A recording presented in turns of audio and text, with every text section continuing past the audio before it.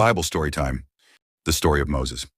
Egypt was a land of riches and power, but for the Israelites, it was a prison of hardship.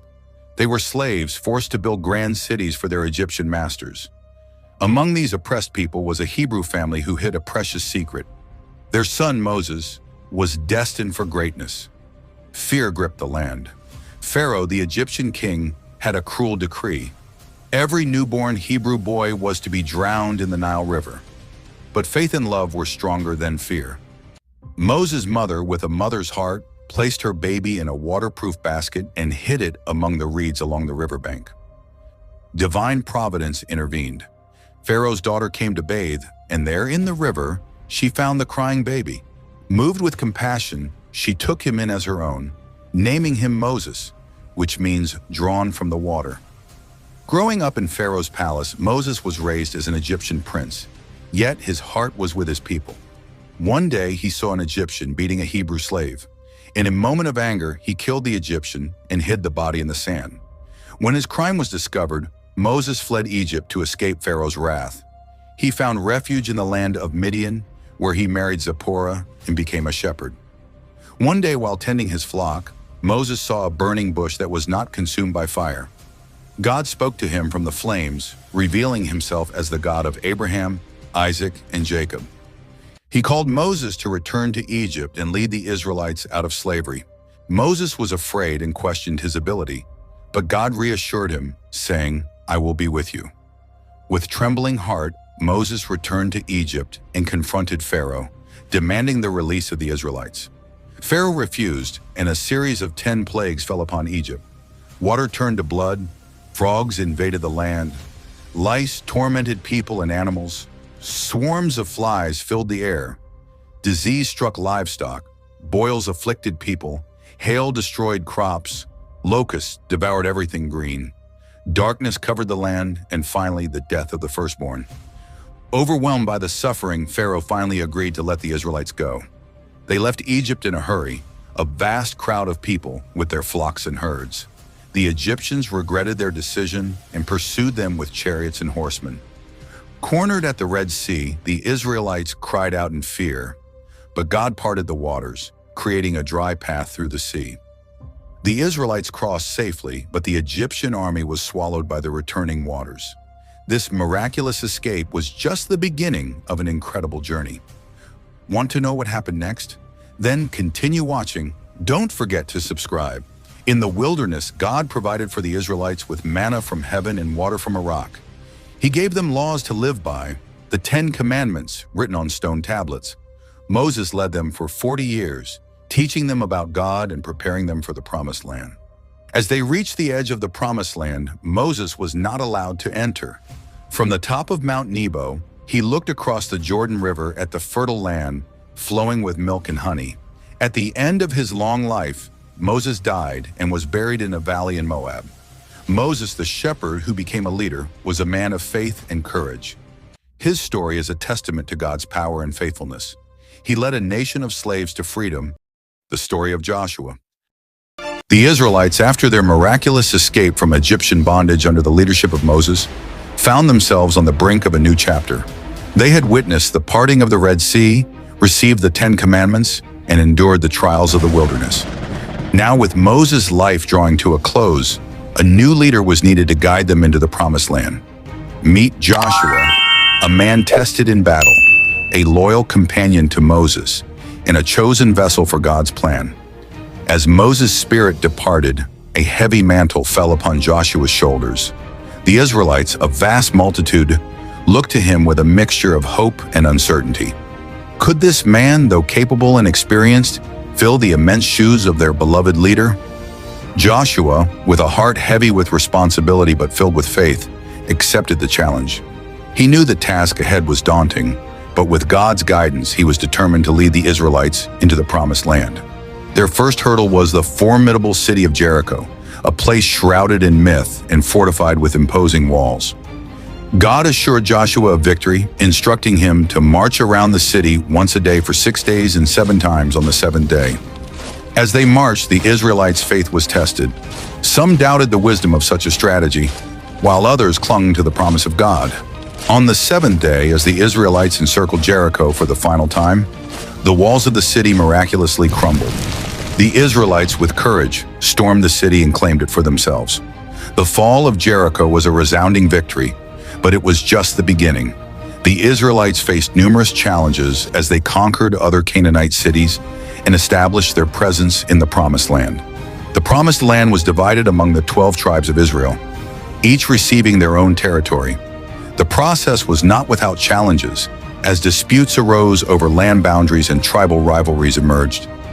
Joshua, with wisdom and fairness, worked tirelessly to resolve these conflicts, ensuring that the land was divided equitably. Under Joshua's leadership, the Israelites began to establish themselves in their new home. They built cities, cultivated the land, and defended their territory against enemies. Yet the journey was far from over. The challenges of building a new nation were immense, and the Israelites would face many trials in the years to come. The story of Gideon. Gideon, the legend hero. For 7 long years, the Midianites, a ruthless desert tribe, had plagued Israel. They swept down like locusts, devouring crops and livestock, leaving the Israelites cowering in caves and hollowed-out trees. Gideon, unlike the warriors of old, wasn't built for battle. He was more comfortable with a plow than a sword. The midday sun beat down mercilessly on the threshing floor, turning the air thick and heavy.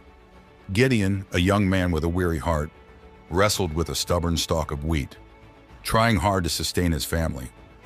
Suddenly, a wind danced across the threshing floor. In its heart stood a figure. "Greetings, mighty warrior," the figure said. Gideon stammered, "Mighty warrior? You must be mistaken. I'm just Gideon."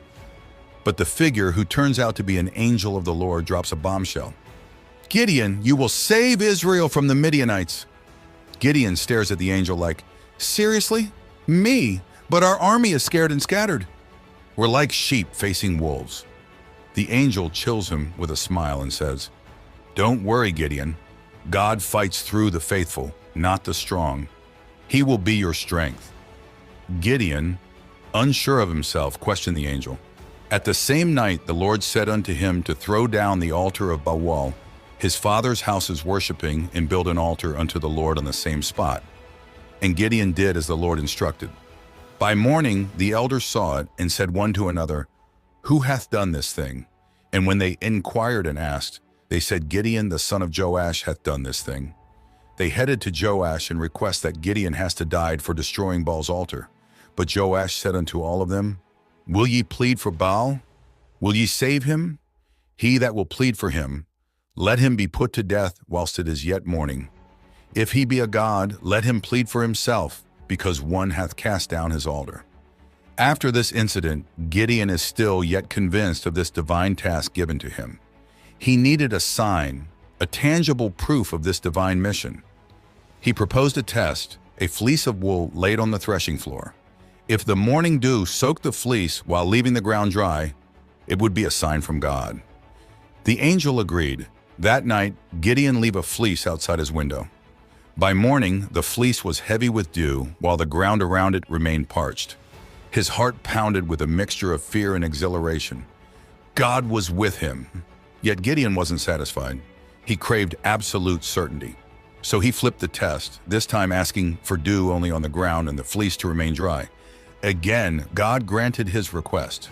Convinced at last, Gideon knew what he had to do. However, God, in his infinite wisdom, saw yet another obstacle. The large army, though enthusiastic, lacked discipline. So he instructed Gideon to separate the fearful from the brave. Those who trembled at the thought of battle were allowed to leave. Many did, leaving Gideon with a much smaller force. As you are enjoying this video, kindly like and subscribe to this channel to spread the video. Even this number wasn't ideal. God led Gideon to a stream, instructing him to observe how the men drank. Those who knelt and drank deeply were dismissed. Only 300 men remained. Those who drank cupped in their hands, watchful and alert. These were the chosen ones, the few, the brave, the thirsty for victory. As night cloaked the land, Gideon and his 300 warriors, armed not with swords and shields, but with trumpets and clay jars concealing lamps, crept towards the Midianite camp. With a silent signal from Gideon, the men smashed their jars, revealing the flames. The trumpets blared, their shrill sounds echoing through the valley. The Midianites wake up to all this noise and light, thinking a giant army is attacking. They panic and start fighting each other in the confusion. This turns brother against brother in a desperate fight for survival. The Israelites make use of the chaos, pursued the fleeing Midianites, securing a stunning victory against them. News of this miraculous triumph spread like wildfire, and for 40 years peace reigned over the land of Israel. Gideon refused to become king, insisting God was the true ruler. Gideon led Israel into a period of peace that lasted 40 years. Gideon, the once ordinary man, became a hero. Peace returned to the land for many years. Even though he wasn't a fighter by nature, God chose him to do something amazing. So there you have it, my people. The story of Gideon, a testament to faith, courage, and God's ability to work through even the unlikeliest of heroes. What did you think? Let me know in the comments below. And don't forget to like and subscribe for more interesting Bible stories like this.